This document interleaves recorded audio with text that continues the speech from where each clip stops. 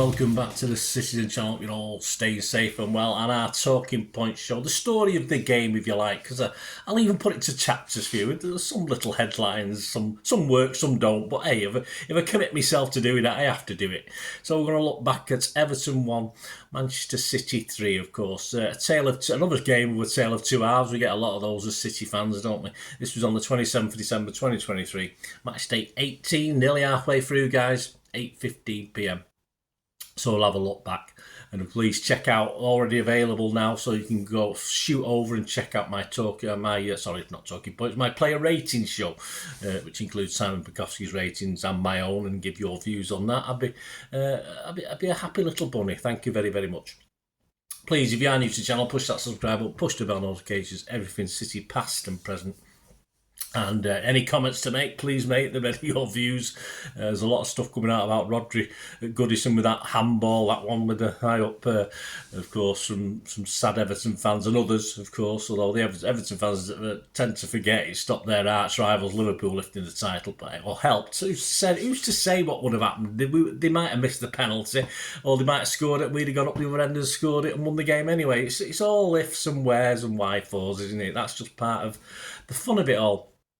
So please, leave us your comments, give us a like, guys, give us a thumbs up if you can, and I will respond or accordingly give you a thumbs up to anything you have to say. Right, let's get on to this game. Pep's 11, 2 changes to the Bluemoon game. I got 9 out of 11. I was quite happy with that, I'll be honest with you. Of course, I had Diaz. Yeah, I had Diaz in my starting 11, so of course, if he's a bit poorly, I was a bit gutted at the start of the game to think that Diaz wasn't available for this one sort of game. I think he excels in this. So hopefully he'll be back very, very soon.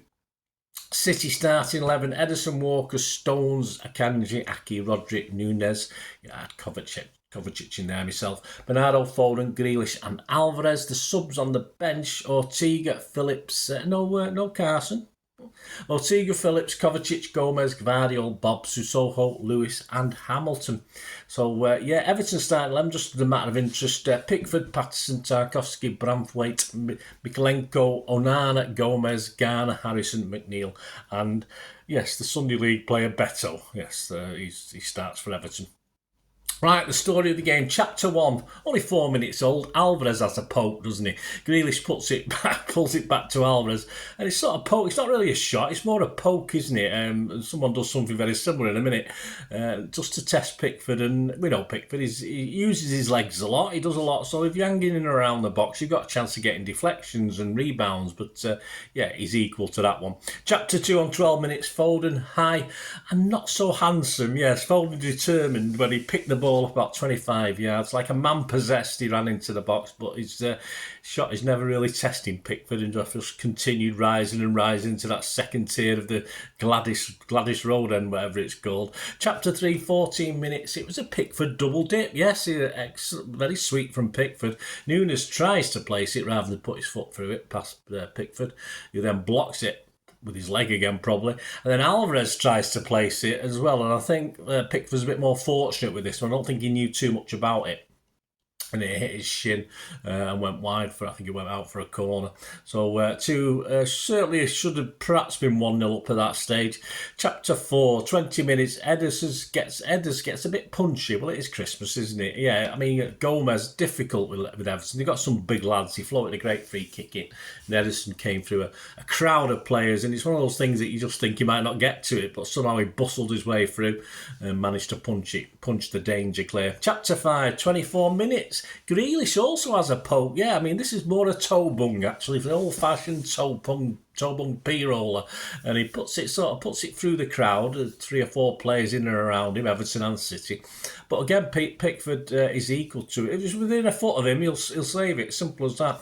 And Nunes just sort of tries to get the rebound and sort of miscontrols it, and Everton get away with it. So another half chance gone. Chapter 6, Bernardo from the sublime to the ridiculous. There, 28 minutes. Foden finds Bernardo, who takes the ball down superbly, a bit Mahrez-esque, if you like, and then sort of hoofs it over, because he can, so why not? Well done, Bernardo. Chapter 7, 29 minutes, sucker punch time.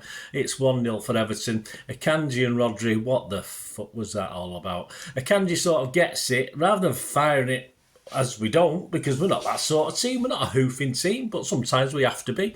And he sort of fires it out to Bernardo, who's still in our own third, and Bernardo can't quite control it on the touchline. He falls over, but by keeping it in, feeds in Everton. But we do have a chance to get it away. Rodri gets hold of it, and then I don't know. He moves back to his own box and falls over, claims a foul, which no one within 2 yards of him.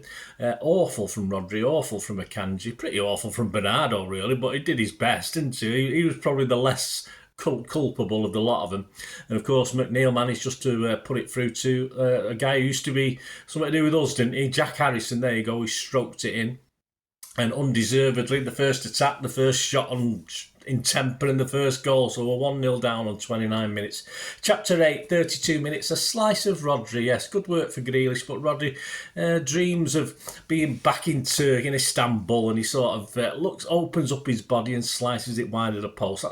Thank God he didn't do that back in June, that's for sure. Chapter 9, 34 minutes. Ederson denies Harrison. Yeah, great save from Ederson to his right. Again, I think he used his left arm to his right, which is a De Gea trait, isn't it? But it worked for him, so why not work for Ederson?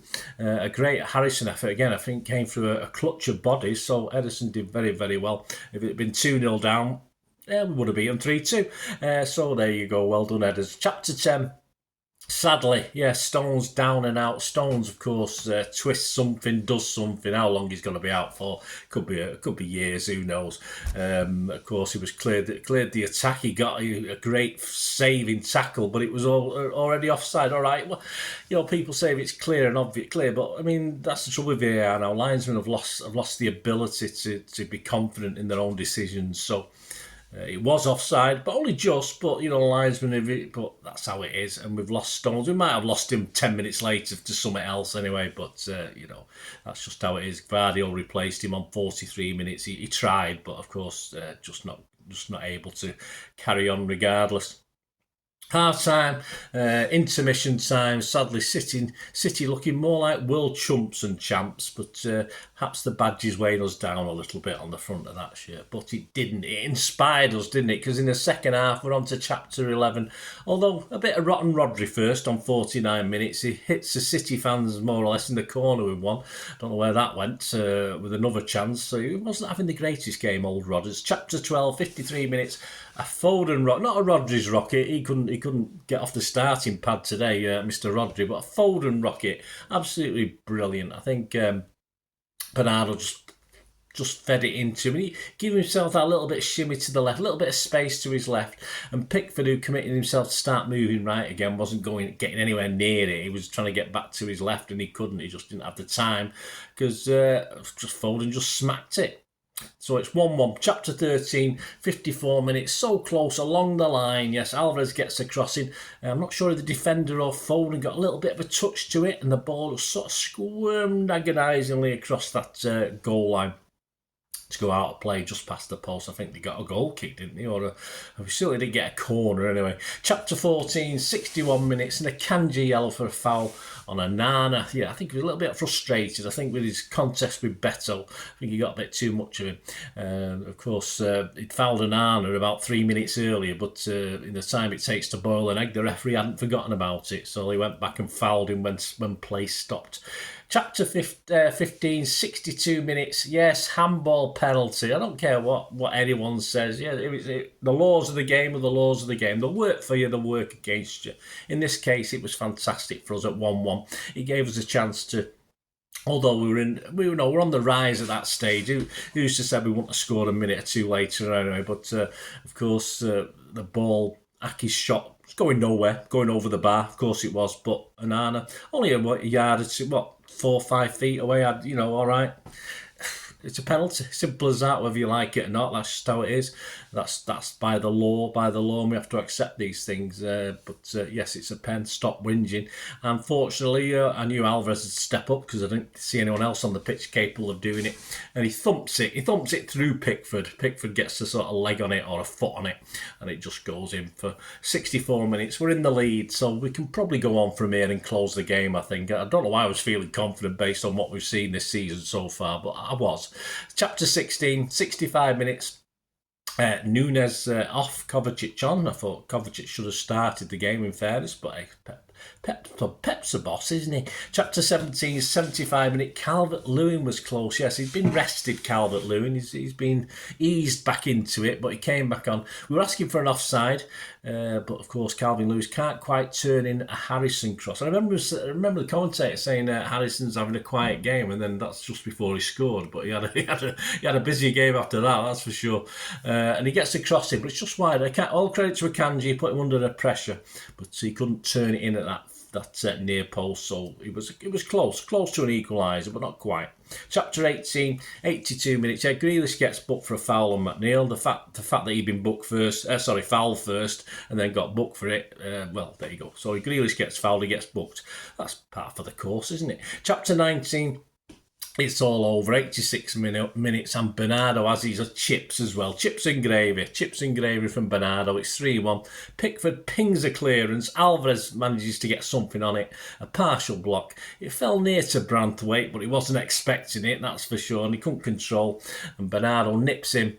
And of course, with Pickford a little bit out of his goal, Bernardo casually strokes it high into the net, and the defender can't get back to keep it out. 3-1, definitely game over. Even we can't let it go from 86 minutes, can we? No, we can't. And chapter 20, 92 minutes, are a Foden rattler. Yeah, she went from a Bernardo chipper to a Foden rattler. We'll get another bit of Foden chipper in a minute. Foden rattler, he smacked the post from distance. It looked as though it might sneak in off the inside of the post, but Pickford was despairing one of his wonderful dives. That he was absolutely, looks good, but he's absolutely like a cat, but he's nowhere. Chapter 21, a Foden chipper, yes. Foden spots Pickford off his line, but can't quite get enough pace on it to beat Pickford, and he plucks it out of the air. 96 minutes and 17 seconds or so, it's full time. The end. There you go. The epilogue. A much better second half than a tepid first, that's for sure. The pen came at just the right time. Though, as I said, City were in the ascendancy there anyway, so we probably would have gone on and scored a goal at some stage, because Everton were a bit clueless at that point. But all credit to Everton. I mean, again, physical. You expect that from Everton. I think the ref gave them a little bit more, despite all the whinging and groaning this morning. I think the ref gave them more than he gave us. But I thought it was a deserved win for City in the end. So remain, comparing to last season, on minus 12, with 12 points less than we were at this stage last season against the same teams. Projected points for the season is an interesting one, 77, which last year would have been good enough for third spot. So we're projecting 77 points. It's like an election, this, isn't it? I'm projecting 77 points, but hopefully we'll pull ourselves together and start beating Liverpool at Anfield and Tottenham at Tottenham, etc., etc. But there you go. Okay, table is at the end of play on the 27th December 2023. City 4th on 37 points. Everton 17th on 16 points. And yes, they've got Luton sniffing down. Luton are on a bit of a roll. Luton are sniffing down the necks now, so Everton's starting to panic just a little bit after being one of the form teams. Match stats: shots 7 for Everton, 2 on target, 23 for City, 9 on target. Possession 73% for City. Passes 291 for the Dark Blues, 766 for the Light Blues. 72% accuracy from Everton, 90%, which is okay from City. Fouls 13 by Everton, 5 from City. Yellow cards 4 for Everton, probably should have been more, 2 for City, and one of them shouldn't have been. Offsides 1 each, corners 4 for them, 8 for us. XG philosophy, yeah, we won on that as well. That's all that matters there. I think Chelsea are top of the XG league, but we're not far behind. 1.33 for Everton, 2.85 for us. Right, there you go. Coming soon out there. As I said, it's a player rating show, but don't forget, very quick turnaround. We've got a game. We've got a game on Saturday. It's Thursday now, so they're probably going to both be out on Friday because of the time constraints. But I've got the build up to the Sheffield United game. Halfway through, match day 19 at the Etihad, so there'll be a Premier League year special. We've not played them many times, but we have. And of course, there'll be my Pepsi 11 as we look forward to, without John Stones, I don't think, predicting a Pepsi 11. And have a look at how Sheffield United are doing.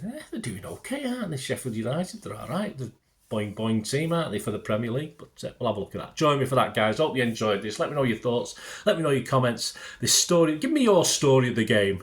I always like, I still read it now, Mr. Phil Banniger. We used to quote him a couple of years ago, but he does some great match reports, guys. So his story of the game as well. So keep your eye out for that.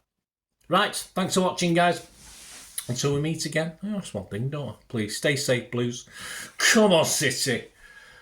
Bye for now.